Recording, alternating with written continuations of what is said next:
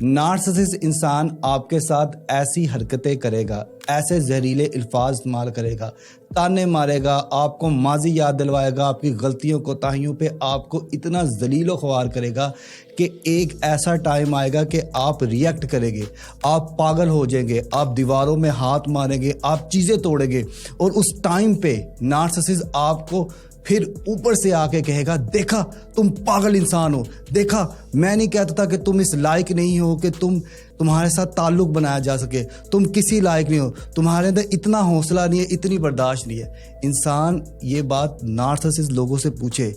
کہ تم اس طرح کی باتیں میرے ساتھ کرتے ہو،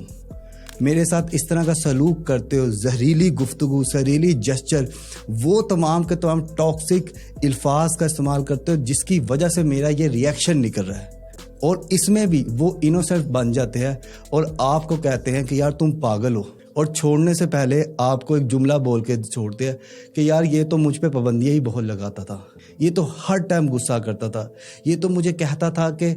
پردہ ہو کے جایا کرو، یہ تو کہتا تھا فلاں انسان سے بات نہ کرو، فلاں انسان سے بات نہ کرو، میں تو اس کے ساتھ تعلق میں گھٹی گھٹی محسوس کرتی تھی۔